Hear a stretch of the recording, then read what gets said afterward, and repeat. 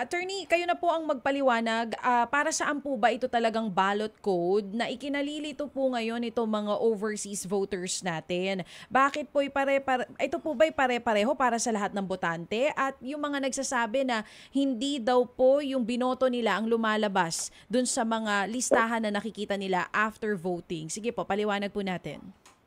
Opo, unahin na po natin. Una po sa lahat, hindi pare-pareho po yung tinatawag na ballot code o yung encrypted code ng kanilang balota na makikita dun sa ballot locator box. Iba-iba po yan at yan po ay nakadepende kung sino po ang binoto natin. Ikalawa, na kung bakit may nakikitang pangalan na hindi naman daw po nila binoto. Actually, scroll nyo po yan hanggang dulo. Lahat po ng kandidato ay nandyan po lahat ng pangalan nila. Sa pagitan po ng mga pangalan nila, mayroong mga letra at numero, yan po yung encrypted code na nagsasabing either yan yung binotohan or abstention yan o yan ay hindi binotohan. So naka-embed po dyan sa napakaraming pangalan ng lahat ng kandidato at mga letra at numero yung encryption kung ano yung ginawa nila sa balota. At ikatlo, ano ang purpose po niyan?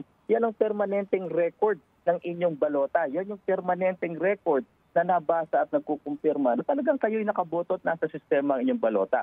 So ang tanong po, bakit? Bakit hindi mismo ipapakita yung resibo? Una po sa lahat, kahit naman dito po sa Pilipinas ipapakita yung resibo pero hindi pwedeng iuwi, hindi pwedeng iba makakita. Ganon din po yung prinsipyo yung isinagawa sa internet voting.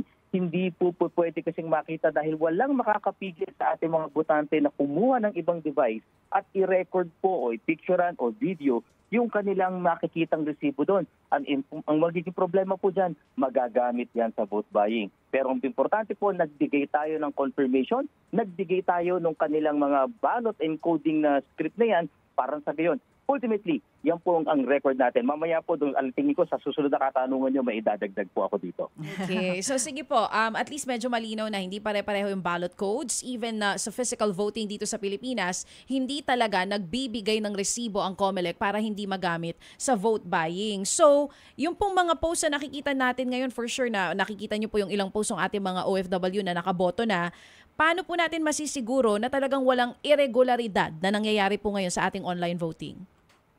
Opo, gaya nung nabanggit natin kanina, Ma'am BG Chacha at Ma'am Bruce, pag-scroll nyo po lahat yan, actually yung nakikita nyo po dyan ay yung ballot design o yung ballot configuration na naglalaman ng lahat ng pangalan ng kandidato at sa pagitan ng mga pangalan na yan, may mga codes na nakalagay kung binoto o hindi binoto.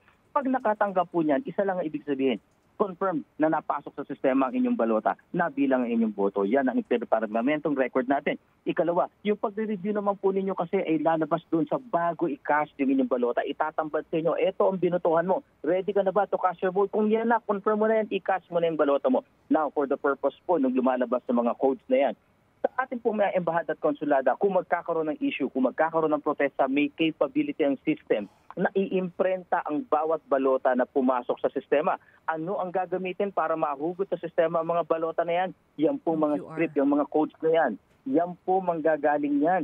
At isa kalawa, dun sa gagawin po nating random manual audit pagkatapos ng halalan kung saan randomly magse-select ng mga presinto. At yan po mga post na yan, mga embassies, consulate, tinuturing po natin presinto yan.